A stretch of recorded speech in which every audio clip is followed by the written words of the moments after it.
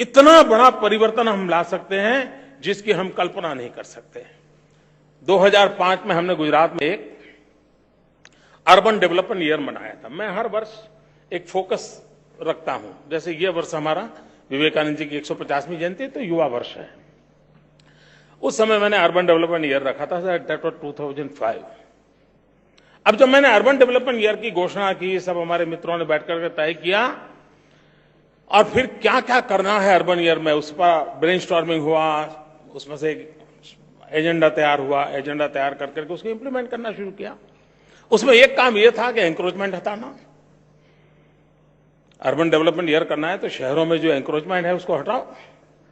अब काम शुरू हुआ और नीचे से मेरी पार्टी से दबाव शुरू हुआ, अरे साहब बंद कीजिए, ये क्या कर रहे हैं, ये लोगों की इमारतें तोड़ रहे हैं, ये क्या होगा, पार्टी खत्म हो जाएगी। बड़ा दबाव आया। अच्छा, मेरी एक गलती हो गई थी। मेरी गलती ये हुई कि जब ये हमने डेवलपमेंट ईयर तय किया, अर्बन डेवलपमेंट ईयर, तब मुझे ये ध्यान नहीं रहा कि 8-9 महीने के बाद यहां नगरपालिका, महानगरपालिका के चुनाव होने वाले हैं। ये हमें याद नहीं रहा।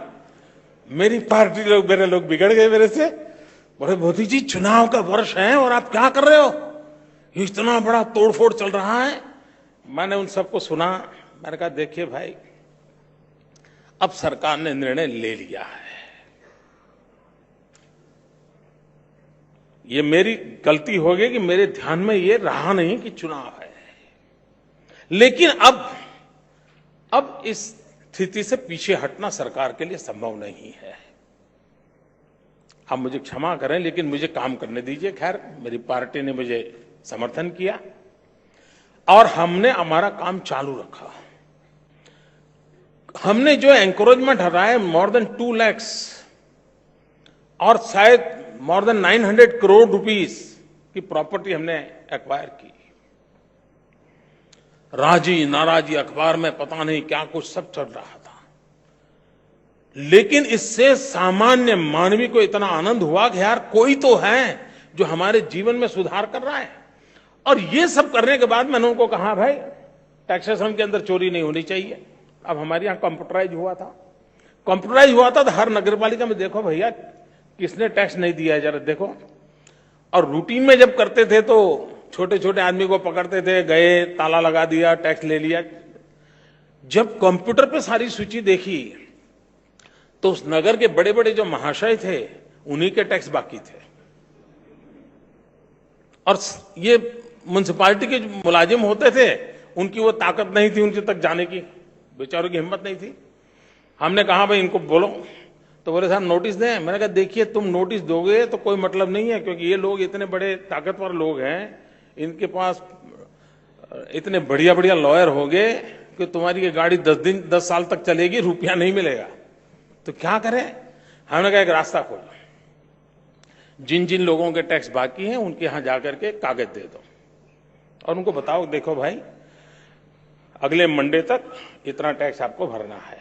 अगर आप टैक्स नहीं भरोगे तो उसके 4 दिन के बाद स्पेशल यूनिफॉर्म पहने हुए ढोल बजाने वाले लोग तुम्हारे घर के बाहर आएंगे और ढोल बजाएंगे। और जैसे ही ढोल बजा पाता है तो पूरे मोहल्ले को पता चलेगा कि टैक्स नहीं देता है।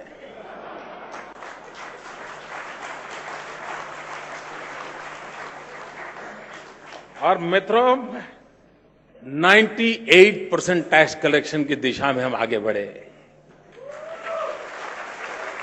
कोई कानून नहीं, कोई वकील नहीं, कोई झगड़ा नहीं, कुछ नहीं। उन पैसों से उस नगर पालिकाओं के डेवलपमेंट का लिए एक हौसला बुलंद हुआ, नगरों में परिवर्तन आने की सब स्थिति पैदा हुई, हम काम कर सके। कहने का तात्पर्य यह है कि अगर हम जनता को विश्वास में लेकर के काम करते हैं कितना फर्क होता है। मेरे यहां 2 कैनाल की कंपैरिजन है। एक है सरदार सरोवर डैम, जिसका शिलान्यास पंडित नेहरू जी ने किया था और उसका कैनाल का काम अभी भी चल रहा है।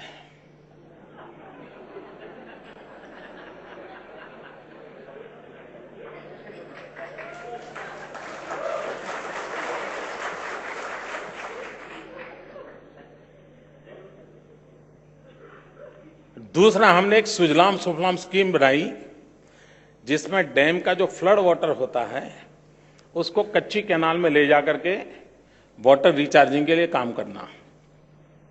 इत्तेफाक से नर्मदा की मेन कैनाल की लंबाई और ये मेरी सुजलाम सुफलाम की कैनाल की लंबाई करीब करीब 400 प्लस किलोमीटर है, दोनों के समान। मित्रों, सुजलाम सुफलाम में मैंने किसानों की मीटिंगें की, 10 डिस्ट्रिक्ट में से गुजरती थी और 10 डिस्ट्रिक्ट के किसानों को 50-50 हजार किसानों को बुलाया, पावर पॉइंट प्रेजेंटेशन दिया कि कैनाल जाने से क्या होगा, पानी आएगा तो क्या होगा, बिजली कैसे बचेगी, टिकना कैसा होगा, सारा समझाया। और मैंने उनको कहा कि भाई ये काम आपको करना है और आपको मुझे कर देना है। आप जानकर के हैरान होंगे कि पंडित नेहरू वाले जमाने की कैनाल का काम अभी चल रहा है।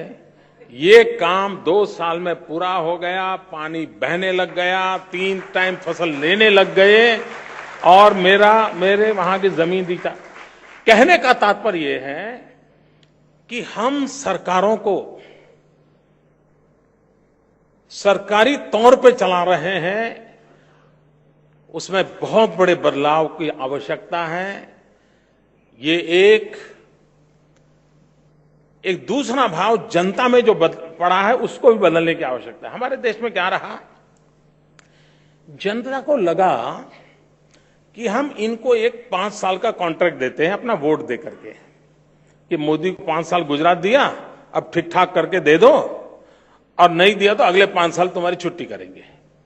यानी हमने डेमोक्रेसी का अर्थ यही बना दिया कि किसी को वोट देकर के कॉन्ट्रैक्ट दे देना और फिर उसका हिसाब मांगना, हिसाब में नहीं निकला तो दूसरे को ले आना, दूसरा गया तो तीसरे को ले आना। मैं समझता हूं डेमोक्रेसी ये सिर्फ वोट देकर करके सरकारें चुनने वाला हिस्सा नहीं है।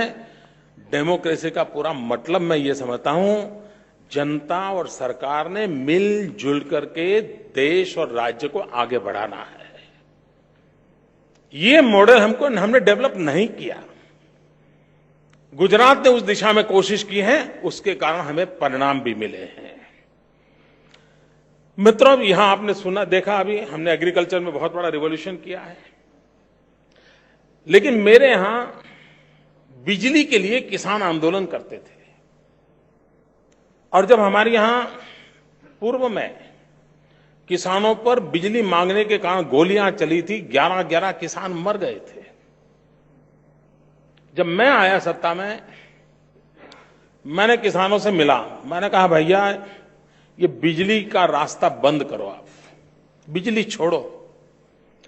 मित्रों, हिंदुस्तान में ये हिम्मत के साथ कहने के लिए राजनीति में ताकत लगती है कि किसान को ये कहना कि तुम बिजली की विषय से बाहर निकलो, क्यों बिजली के लिए अपना सर फोड़ रहे हो, क्यों बिजली के लिए झगड़ा कर रहे हो, बिजली छोड़ो। मेरे राज्य के किसान बिजली छोड़ने को तैयार नहीं थे। मैंने कहा आपकी जरूरत बिजली नहीं है, आपकी जरूरत पानी है। आप पानी के लिए झगड़ा करो, पानी मांगो। शुरू में हमारे यहां भारतीय किसान संघ, जो हमारे संघ परिवार की इकाई है, उन्होंने मेरे खिलाफ बहुत बड़ा आंदोलन किया, पुतले जलाए, मेरे अच्छे मित्र सारे अनशन पर बैठे।